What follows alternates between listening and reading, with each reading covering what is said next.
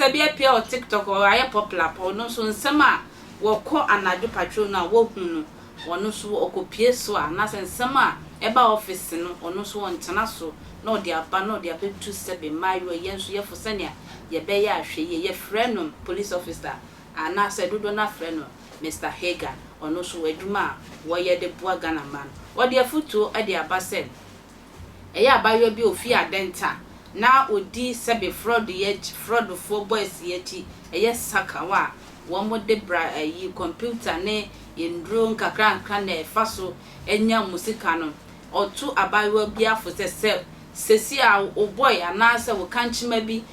wa wonim se adwuma ni bi na wo ya wo be hye okutupam se yesi tutumnika pa na fi honom na kope obra bi bona sa nkrofo no wanhwe ni ye omo de wankasa wo moja ebe kwakọ fresika abedi enti abayo bia enya hweye e wo fraud boys no yenkotie Mr. Hagan ensema wo de mayen emra sesia. No matter how broke you are,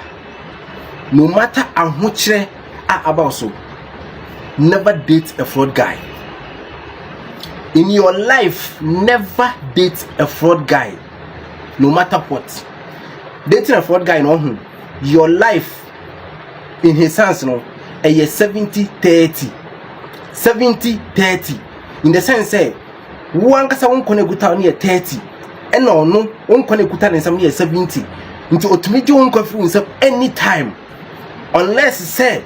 Nisuma Chrono, and Kasa Yampa. He would not even care about how much he loves you or whatever. He will use you. Until don't date a fraud guy. I beg. Let me do Adenta. I see about TikTok live. Anna or share guy do live on so. So maybe any guy never DM ever Jenny number.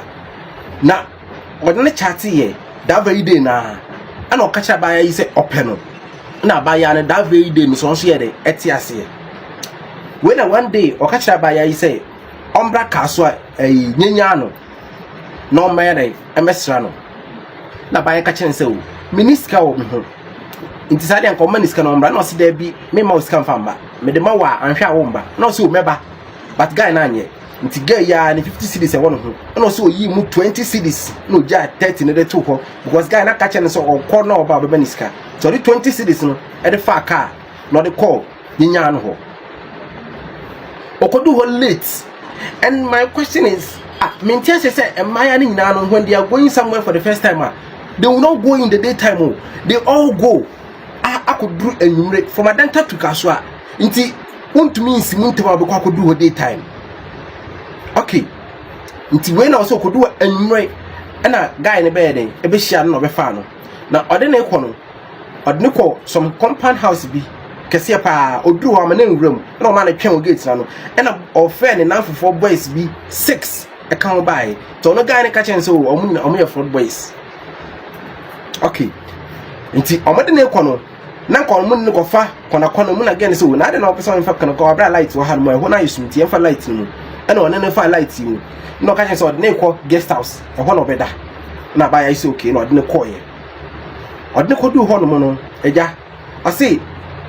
or no chair dan na obekom na na guy na receptionist ni edi nkomo na me say guy na tai ko ntu nu ni pa wanti de omo kan yo de ote ya ni 70-30 eno pe na ote ye ena ni omo koduru ye to omo koduru ye no na obi san say dan obi di no so obedi spaghetti na guy yi pie over 30 minutes no kofa buy na buy di ye ten na omo wie ye no ena omo ye de omo hye so o say 2 minutes pe ena guy ni jaye na me say na wo ya 2 minutes kra wo pe okay yan to aso nti we na guy no ekran so okọ no akọ hu ne namfo na saba eno gya no hokoye nti that was around 11 and that fan no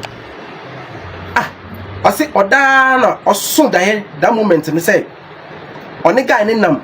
ekwan bi very bushy pa na ohun se nkwala nkitwa o man stranded no mo wira ho musu ene o mo bonsa ho na ono guy ne di ni nche omoko then she saw said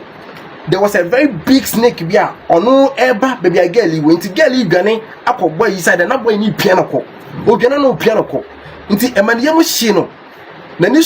ba no so sorry ye no na guy ne ebutu ne nche o bed ne so aye ne nsa say the cobra e so oye no e wo ne mama so say why ni say na say in the dream no da the otia ne say confirm e na not no da ye no ncho so ye ohun say na guy ne yem hye no yi ni sa when bi sa guy na hwe na afi on say woni obi wo ho na say odi bone na wo chi no na wo mbisa na the way ono a feel comfortable no exactly and na guy ne dey e feel nti kakra na obisa no wonda kakra obisa no wonda kakra obisa wonda wo say o da bi mani nkum saa and ade chin ye no around 8 na guy ne ye say okọ na waba okọ mu ama ne bo 11 na guy imba ye and of friend say na mpacho wo himfa ase mo na wofo no ho no mo na o man direction so ye den onko ho because na since morning no o so we no ndidi ye na girl ye den e ko na okoto no barbing shop wo nti okoto no o man is kana on fa nko a o se o ma no girl is called 20 cities spend what they call here and also a comedy me ndidi enti mam lawyer na me den me nko na me nko didi o bre answer na boy yi 20 Ghana cities e di amano no say the way and enough for no buon no I say they were all surprised asa ade o mo pese o mo ye bi na adna nyi na obi a hwe ne e kwan bi so no ohun sada na obi a hwe no na 20 cities on the man no the far car san person call Adenta odu an offense ma bedru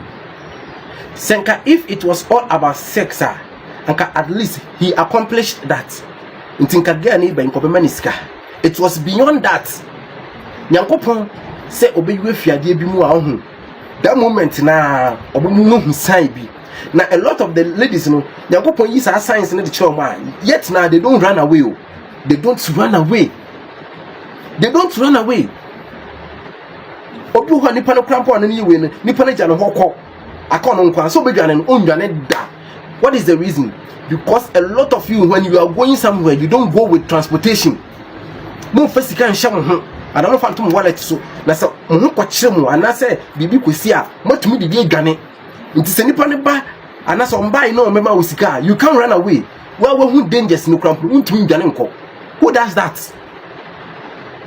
it is better no promise you is kese sen krampo na nti can't you keep something on you say be mu pie ko na be ma ne ko short kra ntumi fan support akabi mu ho and that is why a lot of you are dying munsuya se na mu discover to mo ho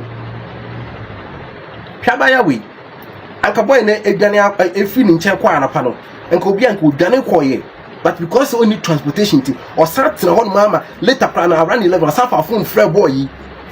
nti senko boy ne bae no obemia okun na okun preko a eno ka obe ho den. My dear sisters, things are not normal.